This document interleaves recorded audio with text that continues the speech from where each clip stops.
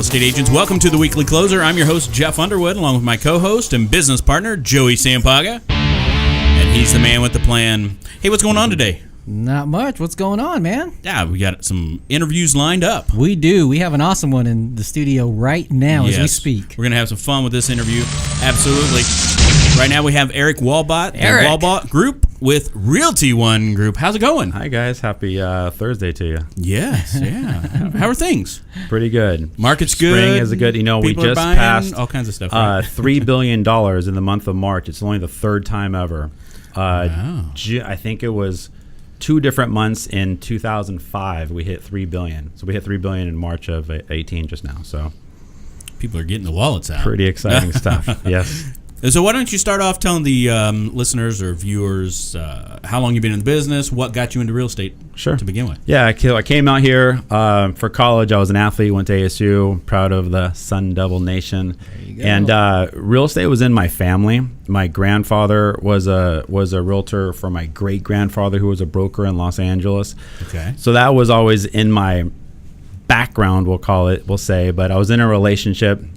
I got married, and my ex-wife, she was a realtor with John Hall and Associates, and everything just kind of blended. I was working the corporate world. I was flying to New York, Chicago, Dallas, this, that, whatever, like doing the suit and tie thing. And then I saw her meeting people, having fun, fixing situations, finding houses, selling houses. And then I'm harking back to my family situation in California and got licensed, and then kind of ditched the suit and tie world and the corporate travel. I still have points from like 20 years ago. Right. There's so many points. Oh my gosh.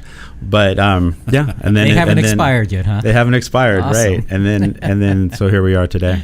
Yeah. Suit and tie would get a little hot here in the Valley if you Yeah. constantly did that, didn't it? You're right. So how long ago was it that you got into the 2001. 2001. Okay. 2001. So you've been in it long enough to see the ups and downs, or 100%. the crazy up and down anyway. Right. For sure. Yeah. All right, cool. So why don't we talk about what you are doing today to be successful? Because you've got a little bit different approach than some of the agents that we've talked to here on the podcast, and that is that you excel on the buyer side even. I mean, that you love working with buyers. Absolutely. Obviously, I'm selling listings. I'm taking listings. Yeah, I'm you're shaking hands and kissing babies, and absolutely. Do it all, but you really have had great success with those buyers. Absolutely. Yeah. You want to share a little bit about kind of your philosophy around that, or? Yeah. So, I mean, it really started when I started real estate in 2001. I had a closing every single month from when I started. It was March of 2001, and it was a buyer. And then the next month, a buyer. And I had closings like my first 24 months straight. I always had at least one closing, except for the first 2 Decembers. Buyers. And so I believe in the philosophy of just driving and pushing. I think I have the ability to control the situation maybe better than other realtors. I hear from lenders, this realtor has a pre-qual and they've had it for a month, they've had it for a week or 2 weeks or 3 weeks, and I literally my lender knows, give Erik a pre-qual and they're in escrow like 48 hours later. Like, wow. I just even if it seems like an impossibility, I will it to happen. I like the power of positive thinking, but through expertise, through making the buyer know more than they might by talking to another realtor, just dropping all kinds of facts on them in multiple ways. Yeah. Okay. All right. You know, we talked before we went live here about one of the things you did back in the foreclosure days, and I thought that was cool. I mean, I don't know if you want to bring that up again, but it's good stuff. I mean, it sounds cool, and you had people wanting to buy these domains for these so I had and all that. I had a really good niche, and technically I still have the space. So Facebook, I owned Foreclosure King, and Twitter, I owned Foreclosure King. So I did a lot of foreclosure sales. 2008, 9, 10. Yeah. Regular clients, millionaire clients. I had a billionaire client. He started a small company called Yahoo. And on a separate note, on the concept of being successful, maybe that's a question you may ask, I don't know, but the concept of being successful, we know we have to push. We know we speed to lead. We know we have to call the internet leads fast, et cetera, et cetera, et cetera. So this is actually, I'm going to tell for a couple minutes because it's a really great story. It just popped in my head because of the Yahoo guy. So it was a Saturday. I had 2 realtors on the team. One was my ex-wife. So I speak Spanish. My ex-wife is a Hispanic American. And the name on the lead said Gary Valenzuela. The search aggregate was $150,000. Okay, Saturday was like 1 o'clock. You know, I'm at the computer doing what realtors do, like should be doing. Maybe if they're working and not kind of pushing, calling, make some calls, trying to be productive, and then maybe taking Sunday off. Who knows what? So I'm like, oh, let me send this lead to Marina. Oh crap, she's out of town. It was just a $150,000 lead. That's it. Search aggregate 150. Oh, let me send it to Remo, my other realtor. Oh, you know what? He's doing this thing. Just call, because you never, even if it's $100,000. Me, I don't mind making $3,000 real quick. Like, you know, there's a philosophy, and I heard it somewhere. Sell to the classes. So if you only sell to the rich, you may eat with the masses. But if you sell to the masses, you eat with the classes. I get to control if I want to eat at City Hall, Kona Grill, or Pita Jungle. I get to control that by selling to the masses. So I'm like, yeah, why not? I'll just call Gary Valenzuela real quick. I'll tee it up for Marina. So I call, hey Gary, Erik Walbot here, the Walbot Group, whatever. Do my spiel. And he's like, hey Erik, let me tell you, I'm looking for some properties. I want to buy like 100 properties. I'm like, oh, so my ears perk up, but I hear these things all the time. Part and parcel because of my marketing back then on foreclosures and short sales. I would get a lot of people coming my way that, I want to buy $5 million of properties. And, you know, you have to vet out, are they real? Is it, what's going on, you know? He said, send me a plan, Google me, do what you need to do. I'm serious, buy, click.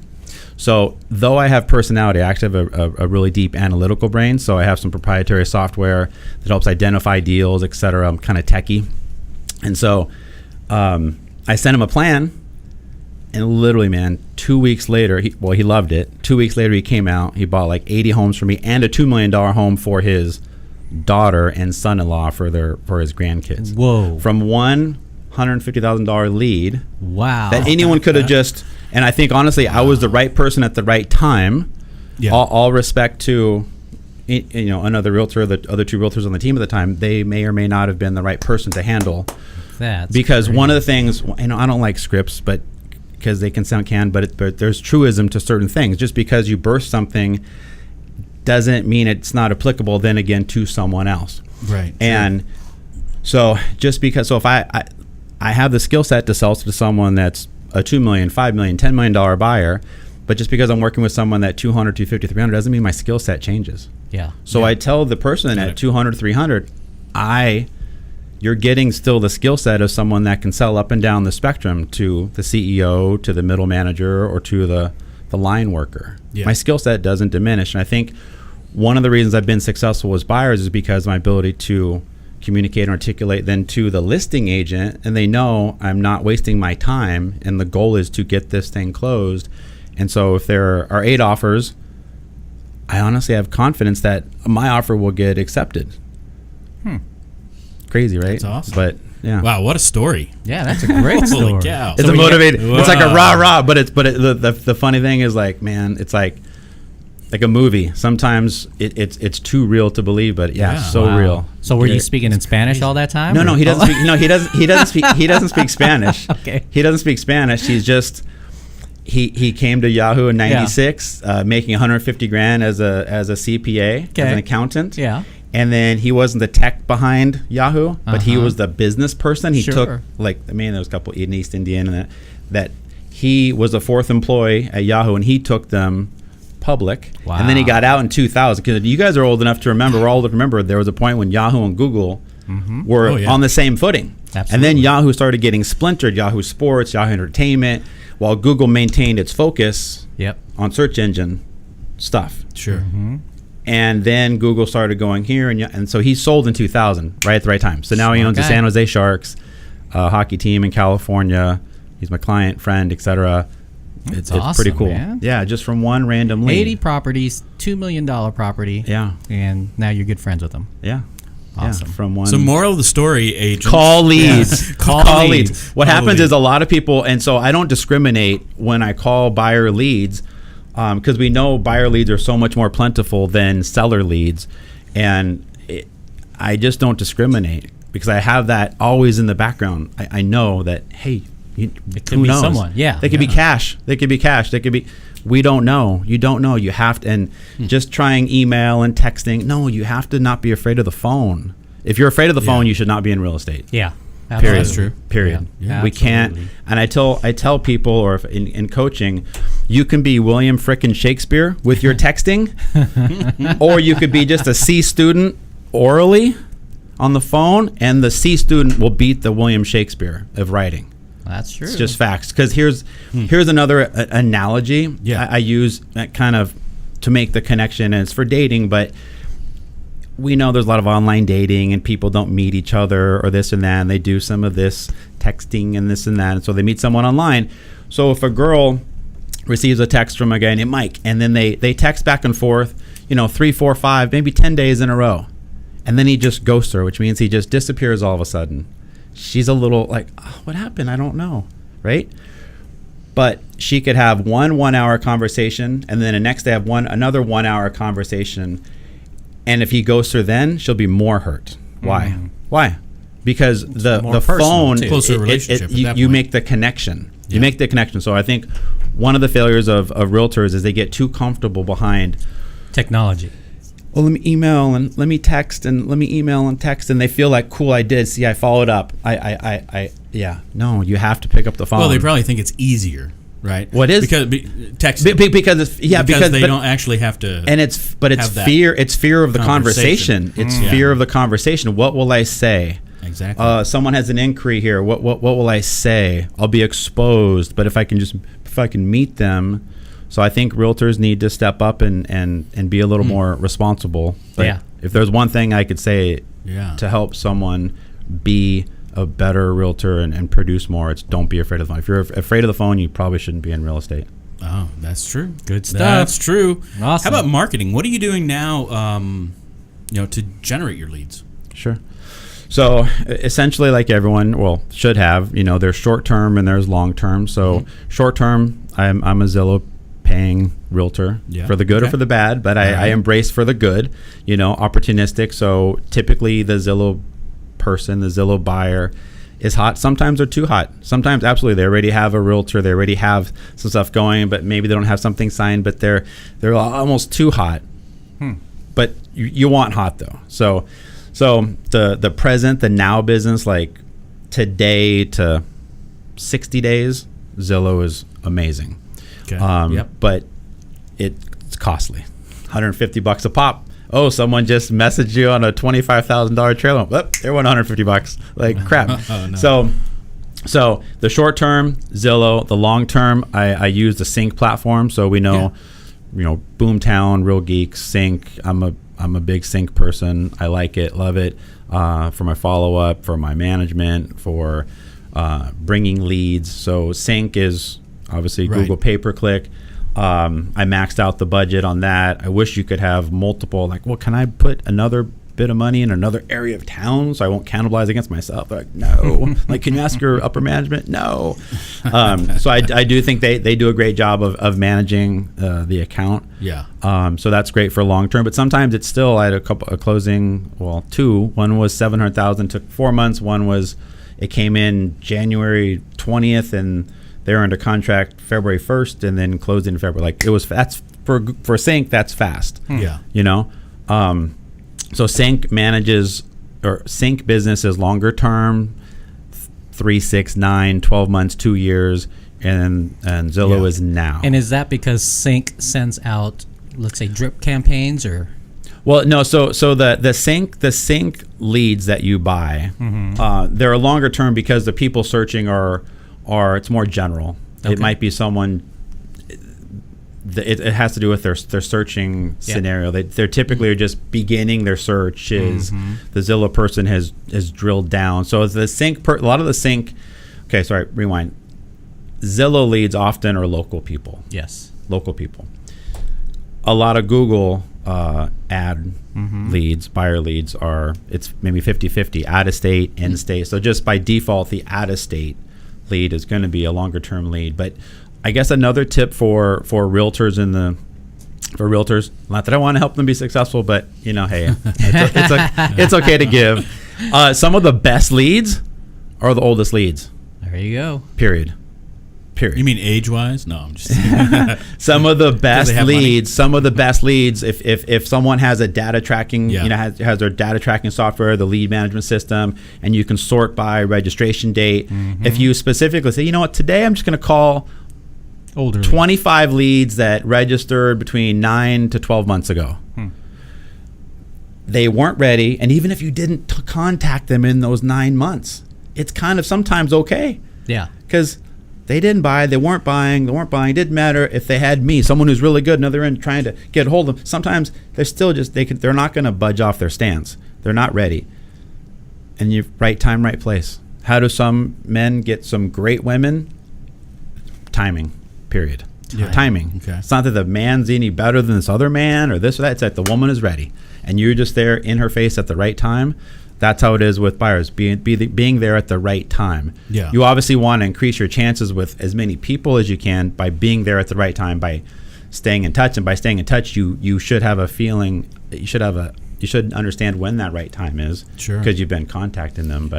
Well, and you having a system like Sync, I think probably a lot of agents don't even use a CRM, right? No. Well, I mean, it's costly. It's amongst the most expensive, right? But it's scalable. I can bring on agents. And then I can provide it for free, and I can train and coach them and help build and grow their business, which I did with a couple of realtors recently in the group. They've moved on. It's like they were crying, like it was like kumbaya, like they were happy, like we're so happy and thankful for you. I'm like, oh, thank you.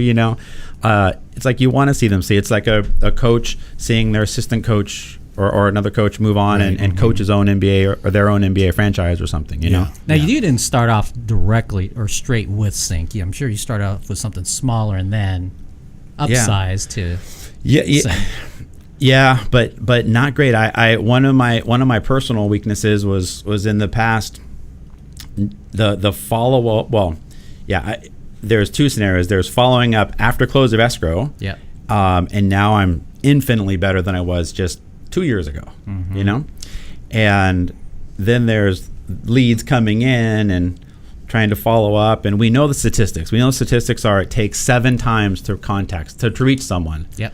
And 99% of people call someone once. There's still 1% of people that don't even call. Like they wouldn't have called Gary Valenzuela. Yeah. And yet he bought 81 homes, right? So 99% of people call a person once. It's like 60% call them twice. By the time you get to the fourth call, it's like 7%. Wow. And yet we know it takes 7 calls. Sure. And yet so few people get to that 7th attempt. It's tough. I mean, it is challenging to call. So that's where a certain technology. I use some technology that calls for me, and I don't want to name names right now, give up a secret sauce, let's say, but I have different mechanisms that I essentially have messages, that are pre-recorded and pre-written text and so forth, and it goes out and it's organic and it seems good and so forth, and then I wake up every morning, maybe I have 1 or 2 or 3 essentially auto responses, and then I attack them and, hey, here's my main number, because it's a ported number. Yeah, sure. And then I follow up. Yeah. Wow, that's good stuff, man. He's giving a lot of tips today, isn't he? Yeah, secret sauce. Well, not quite. Yeah, not all the everything yet. No, all the ingredients. Not yet, all right? the ingredients, just most of it. No, that's been great. That's been great. Any other final before we move to the next segment? Anything else you want to share with agents out there as far as being successful? Or I think I have a kind of an analogy that as I was driving over here thinking about maybe that question, I guess is kind of like a NASCAR race, and you said something before we went on air like, well, you might get it from behind. Well, that's bad too. And that is, so think of a NASCAR driver. If a NASCAR driver takes his foot off the gas, stuff. And so I don't know if a lot of realtors really, even ones that have been in the business for 10 years or 5 years, or certainly new ones sometimes don't understand.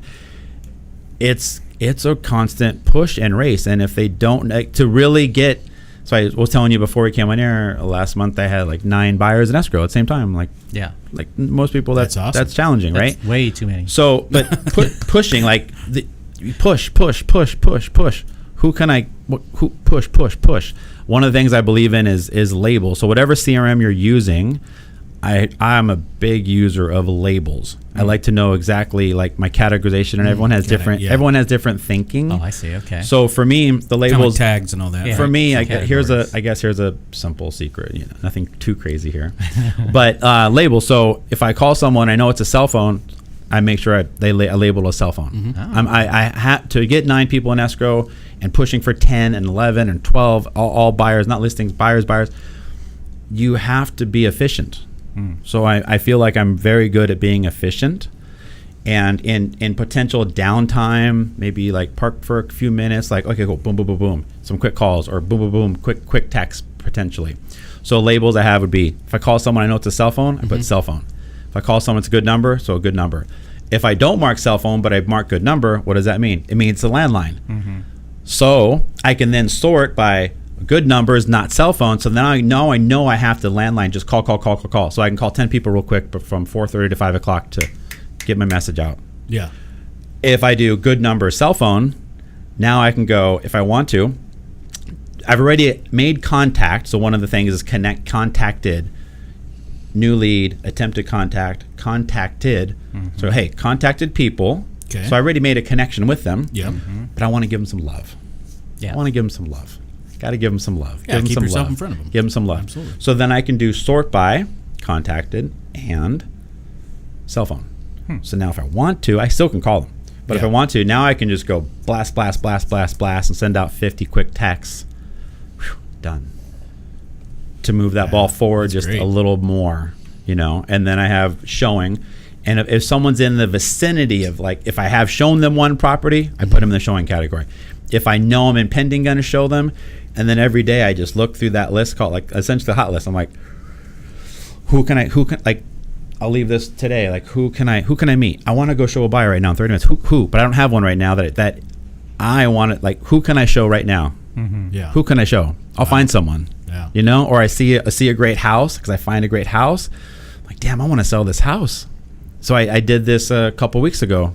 I had a house for a client, and I see now I'm going to give up some sauce here. It's okay. Anyway, I found a great house for a client, and he was out of the country, couldn't come, and kind of his loss. But I still want to shoot him the video. I'm like, well, let me shoot a video for him. Then I shot another video separately, you know, social media post, whatever, and I call it hand raises. Oh, I like that. Where is it? Yeah, I just got a buyer, and I got 2 of them. Wow. So I got one of them in escrow, and the other one I showed yesterday, homes for between 800 and 1.2 million. Right? Fantastic. And they want to buy an investment property, 150 to 200. That was the genesis, was a 150 to 200 because the property was in Mesa for 200. Yeah. Great house, nice remodel. But it got me the hand raisers. Both happened to be friends, but I didn't know they were in the vicinity of buying, right? One I used to work with in the technology business in the 90s, and Computer Associates, large software company, second largest in the world behind Microsoft.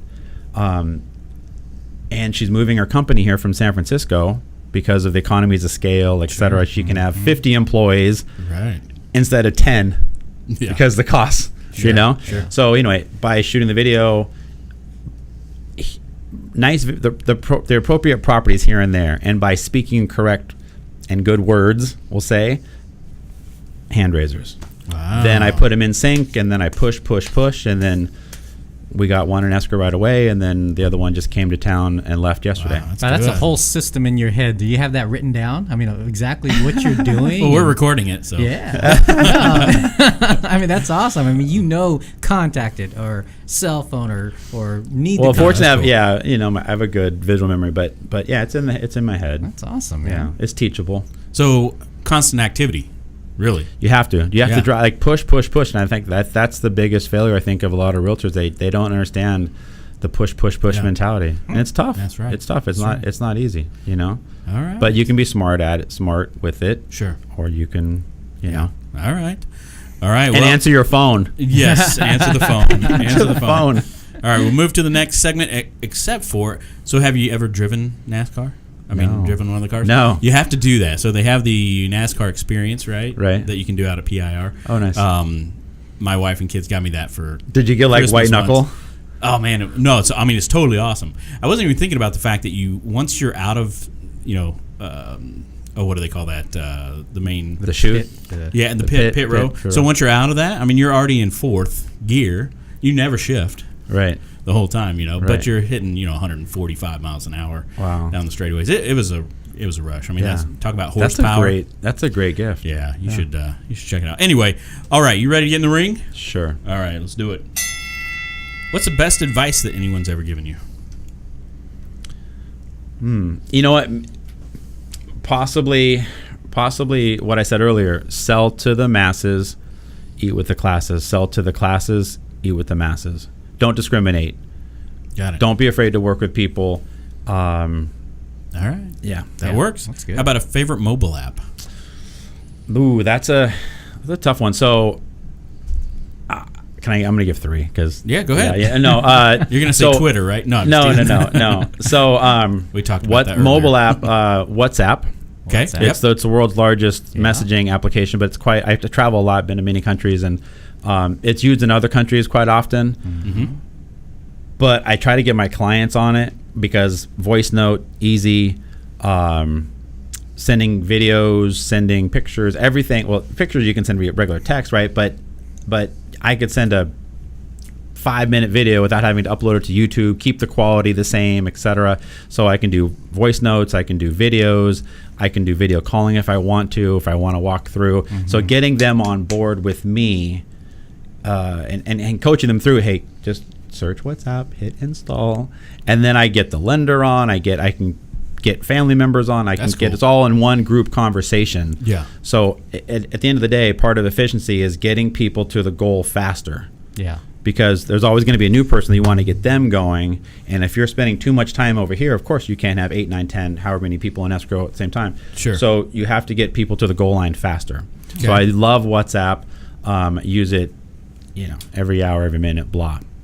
The Sync app. But so efficiency, like I said, if I'm stopped, if I'm having a quick bite to eat or something, maybe stopping and going, let me squeak 5 calls out. Just real quick. Sort. Today I want. Okay. Boom, boom, boom, and then efficiency from that perspective. The third. This is new over the last month. I use it for my clients. I use it for potential training with realtors. It's called DU Recorder. It is phenomenal. What is it? DU Recorder. DU Recorder. Okay. Yeah. So it basically takes. If we're on camera, I don't know. So it takes your phone and I hit start. Record, and it's 3, 2, 1 countdown, and then everything I do on my phone, it shows. If I want to zoom in, there it goes. Okay. And the audio is more clear. It's like this in our headphone. It's so clear. Huh. So it shows, and then I can draw. I can say, hey, see this property here, and then scroll up, and then here, and then hit a button. Then the squiggles or whatever I draw goes away, and then I go to the next thing, whatever. And I can take them through a journey through my eyes. Or if I have a client, let's say is a little bit technology challenged, not to throw age, but so I won't. Sure. Let's say they're 30 and they're technology challenged. They're not 70. It happens. They're 30 and they're technology challenged. I send them to my website, Find Greater Phoenix Home Listings, and I set up their personal website. Like, hey, I have 3 scenarios. So the clients yesterday, under 1.2, realized golf. So I'm going to set up one umbrella of golf properties. I always do extra. I think one of my success secrets is just doing a little more. So spending the extra few minutes can go a long way. Just like in the gym or in athletics, you do a little. The margin between A and B, man, sometimes people just do a little more, but the results can be far greater. So I set up the umbrella for golf properties. Right. But then separately, now I say, okay, great. Greyhawk, boom, boom, boom. And I'm going to set up them individually as catch-alls, maybe 4 or 5 separately. So I would show them, I hit record, and it would be their intro email where they click on that. Their password is their phone number. And I show them, and I click, and then it pulls up the website, and then I type in as if I'm them, and then it pulls up. I'm like, hey, here, you see here's all golf. You see here's Greyhawk, DC Ranch, boom, boom. Let's click on Greyhawk, boom. Okay. And then let's say, Carissa, you have a property that you like. Go ahead and click this. It'll mark it as a favorite for you. I can see what you're doing here. You can put in a note. Click this. You can type in your notes. Basically, it's a tutorial, right? Basically, records your screen. Everything amazingly. And that's cool because you're doing it on a mobile phone, which everyone else is using now anyway. Yeah, correct. And is that a free app? Yeah. Oh, wow. That's totally cool. Yeah. I have to get that one. Yes. How about a book recommendation? I would love to give you the pie in the sky of awesomeness of books, but I'm not really. I'm a news reader. You know, I'm a fact reader. Okay. So facts like, hey, we're the 5th largest city in the country: New York, LA, Chicago, Houston, Phoenix. The only reason Houston's large enough is because Hurricane Katrina brought over 800,000 folks from the hurricane, and we'd be ahead of Houston. But as it is, New York, LA, Chicago, Houston, Phoenix. So we're the 5th largest city in the country, yet our traffic is not commensurate with the 5th largest city in the country. We're kicking butt. In fact, we're the 5th largest city in the country, but watch this. We're less expensive than all of California. We're less expensive than Denver, Seattle, Philly, Dallas, Atlanta, Boston. All cities that are all small, all smaller than us. We're less expensive. Yeah. Other facts as a news reader, and I'm a homer, I can acknowledge it, but facts are facts. Arizona State's the largest college in the country. Super proud. ASU.edu/rankings. Good facts here. ASU, 3rd year in a row, we're ranked the most innovative college in the country. And now lists are lists, and sometimes you take them with a grain of salt, like whatever.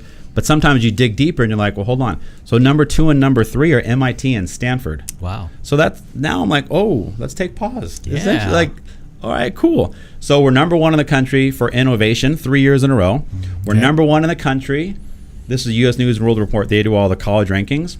They have no horse in, they don't care. Like, it's legit. Number 1 in the country for research, and number 1 in the country for international students. Like, these are good things. These are good markers for business people coming here, for families and people coming here to buy, to live. Like, we have some strong fundamentals happening in the Valley. Forbes magazine last year ranked us number one area in the country for job growth projected the next 3 years. Hey, that's now 2 years. Cool. So that's good, right? And it's good verticals like technology, healthcare, so you read a lot. So I read a lot, but it's not books. Not necessarily books. Yeah. Right. All right. Right. That's awesome. That's cool. Otherwise, I wouldn't have known about $3 billion last month, right? There, That's why I wish I want to be that cool guy that says I read this book and that book. That's but okay. I read facts. It's all right. And being able to just spout off those facts, especially to outer state buyers. I've got so much data. Like, fortunately, I have a photographic memory, so I can like see and read once, and then it just sticks. That's awesome. That's cool.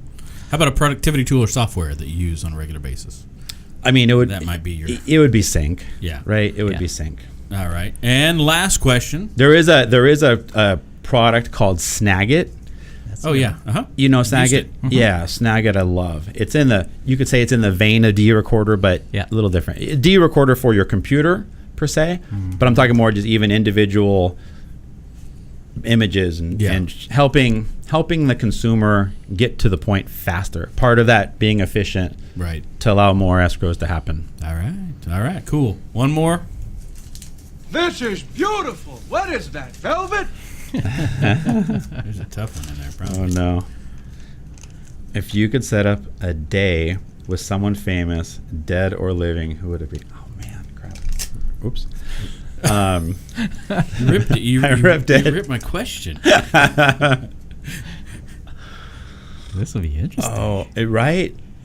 Yeah. What's yours? Now everything, dead or living? Wow. That just crosses so many scenarios, right? Man. We got him stumped. Yeah, because that is a toughie. All right, how about a sports guy? A sports guy, I know. That's or a sports person. Sure. Michael Jordan. Are you basketball, baseball? No. I'm going to go. Okay. I was a sprinter. Okay. I was a sprinter. Okay. Yeah, and I was going to say Muhammad Ali, but then I'm just going to go way back. I'm just going to way back, just random fun, just because. How about in the year of, I don't know, how about Joe Namath the year he won the Super Bowl? Ah, okay. Yeah, just super random. Okay. I don't even know. That's cool. Yeah. That's just really like cool. what was his life? He making the guarantee, he's doing his thing, like just I don't know. That works. Yeah, Totally works. it's tough. It's your answer, right? It's my answer. It totally works. It's not wrong or right. Okay, fine. Hugh Hefner.